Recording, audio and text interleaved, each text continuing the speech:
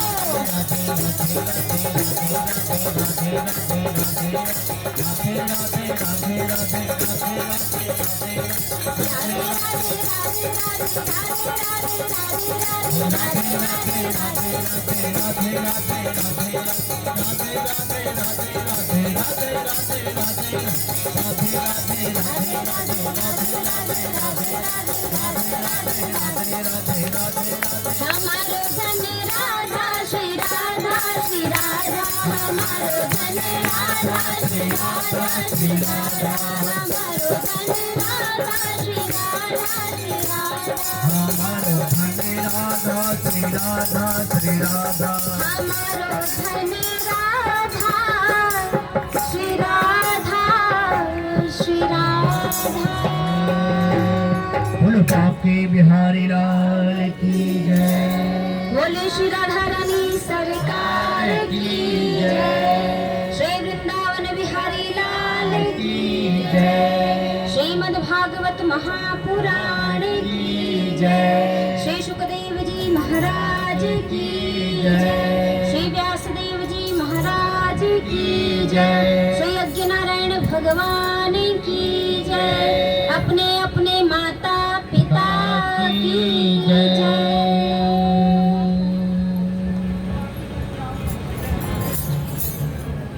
आइए, आनंद आया। कल से ज्यादा ऊर्जा आपके अंदर थी। आज अष्टमी तिथि है और बहुत से लोग होंगे जिनके घर आज नवरात्रि, चैत्र नवरात्रि में रात्रि में जो पूजन होता है, तो कुछ माताएं तो उसी में व्यस्तता आज उनकी होगी, लेकिन यह आशा करते हैं कि कल से उनकी भी उपस्थिति होगी जो 9 दिन के व्रत में है या चैत्र नवरात्रि के विशिष्ट पूजन में है। आइए हम कथा में प्रवेश करें। आप सभी को ज्ञात है, आप सभी कल कथा में थे। हमने कथा में कल क्या क्या श्रवण किया?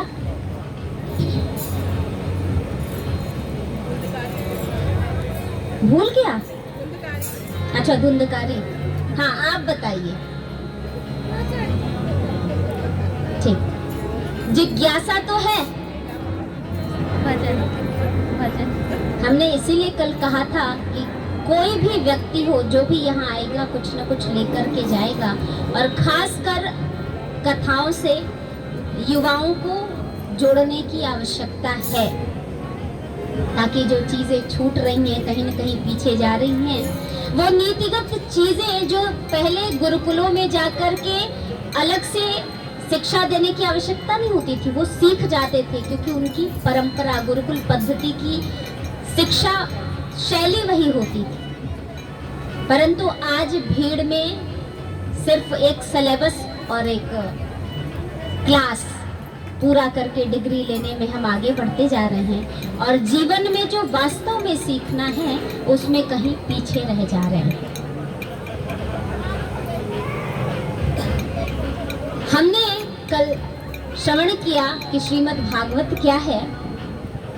श्रीमद् भागवत कथा में विशेषकर कथा के पूर्व महात्म्य आता है, जिसमें हमने भक्ति, ज्ञान और वैराग्य के माध्यम से कथा किस प्रकार प्रारंभ हुई और उस कथा को सुनने से किन किन लोगों को, कैसे कैसे लोगों को लाभ हो सकता है, इसके लिए हमने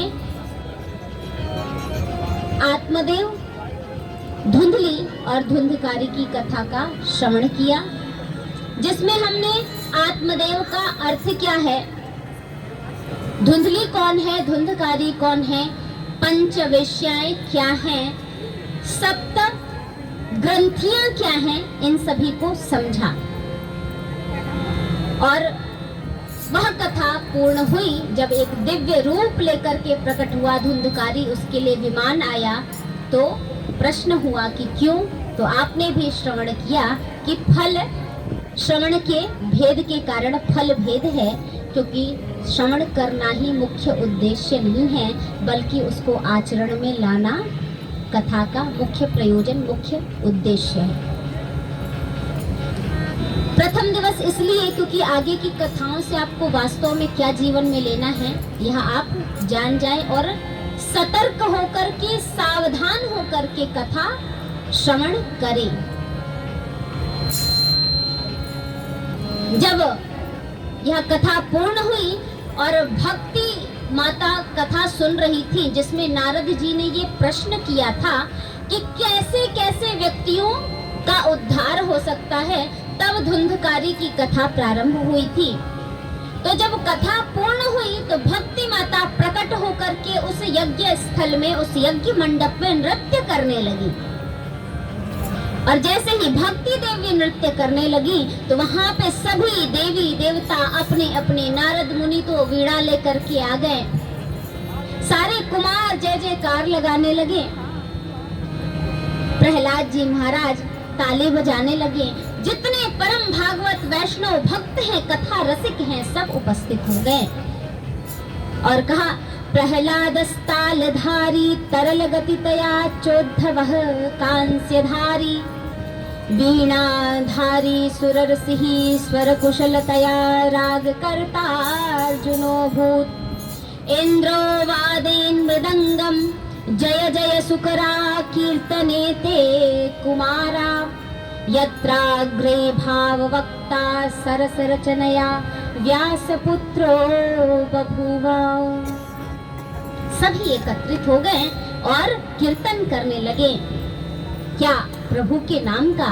आइए हम भी 2 क्षण भक्ति देवी के साथ, भक्ति देवी प्रकट हुई है, मतलब आपके साथ इस कथा स्थल पर हैं, आप भी भक्ति के साथ गाएंगे। गोविंद बोलो हरि गोपाल बोलो, गोविंद बोलो हरि गोपाल बोलो, गोविंद बोलो हरि गोपाल बोलो, गोविंद बोलो हरि गोपाल बोलो, गोपाल बोलो हरि गोपाल बोलो, गोपाल बोलो हरि गोपाल बोलो, गोविंद बोलो हरि गोपाल बोलो, गोविंद बोलो हरि गोपाल बोलो, राधा रमण हरि गोपाल बोलो, राधा रमण हरि गोपाल बोलो, राधा रमण हरि गोपाल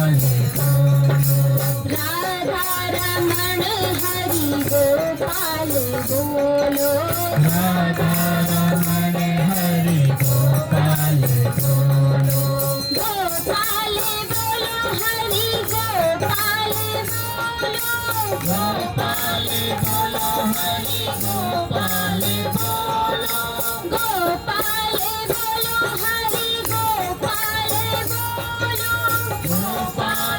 बोलो हरि गोपाल बोलो, राधा रमण हरि गोपाल बोलो, राधा रमण हरि गोपाल बोलो, गोविंद बोलो हरि गोपाल बोलो, गोविंद बोलो हरि गोपाल बोलो, गोविंद बोलो हरि गोपाल बोलो, गोविंद बोलो हरि गोपाल बोलो, गोविंद बोलो हरि गोपाल बोलो, गोविंद बोलो हरि गोपाल बोलो, गोविंद बोलो हरि गोपाल बोलो, गोविंद बोलो हरि गोपाल बोलो, राधा रमण हरि गोपाल बोलो, राधा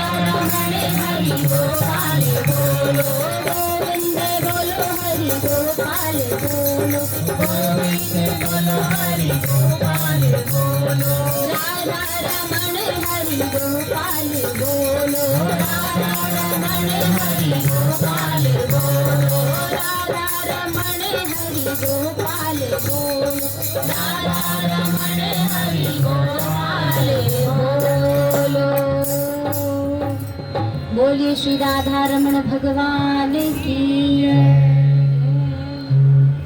इस प्रकार भक्ति देवी प्रकट होकर नृत्य करने लगी, सुंदर कीर्तन हुआ, जय जयकार लगे। और अंततः जब भक्ति देवी नृत्य करने लगी तो परमात्मा प्रकट हुए। उन्होंने प्रश्न किया परमात्मा से कि प्रभु, आपकी सुंदर कथा के कारण मैं अपने स्वरूप में आ गई, आप मेरे लिए आज्ञा दें, अब मैं कहाँ रहूं। तो उन्होंने कहा प्रभु ने कि आज के बाद जहाँ भी मेरा कीर्तन हो, मेरी कथा हो, मेरे नाम को स्मरण करने वाले मेरे भक्तजन हो और वह यह कार्य करें, तब उस समय तुम जा करके उनके हृदय में विराजमान हो जाना। इस प्रकार भक्ति देवी तब से जहाँ भी कथा होती है, जहाँ भक्त रसिक गण होते हैं, उनके हृदय में आकर के विराजमान होती हैं। इस प्रकार वह सुंदर कथा हुई। तो भागवत क्या है, यह आपने श्रवण किया और भागवत का महात्म्य श्रवण किया। पर प्रश्न यह हुआ, क्योंकि यह श्रृंखला शुरू कहाँ से हुई थी, तो हमने बताया कि सौनकादि ऋषियों ने नैमिषारण्य नामक स्थान पर सूत जी से कहा था, सूताख्या ही कथा सारम मम कर्ण रसायनम। प्रारंभ से जोड़ रहे हैं, आप ऐसी कथा सुनाइए जो हमारे लिए हितकारी हो, मंगलकारी हो। देखिए शौनक ऋषि क्या हैं? शौनक ऋषि सभी के सभी गृहस्थ संत जन हैं। कैसे कैसे संत हैं? गृहस्थ। यहाँ पर जितने बैठे हैं वो कौन हैं? इसका अर्थ कि कथा को श्रवण करने वाले जिज्ञासु जन रसिक गण जो हैं, वह ही सौनक ऋषि के स्वरूप में। और कथा किससे? तो कहा कथा को पिरोने के लिए एक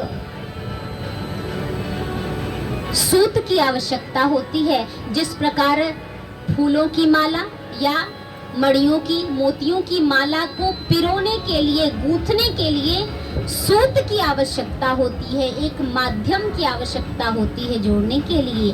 वह ही माध्यम है श्री सूत जी महाराज, जिनके माध्यम से कथा प्रारंभ हुई। तो सभी आप श्रवण करने के लिए, और ये कथा हो कहाँ रही है? तो नैमिषारण्य नामक स्थान पे। किस स्थान पर? कोई गया है नैमिषारण्य? माता जी गई हैं। आप सभी के स्नेह प्रेम से, आशीर्वाद से मुझे भी सौभाग्य मिला है उस स्थान का दर्शन करने का। हम भी गए हैं। मेरे मत से नैमिषारण्य वह स्थान है जहां एक एक निमिष का भी महत्व है।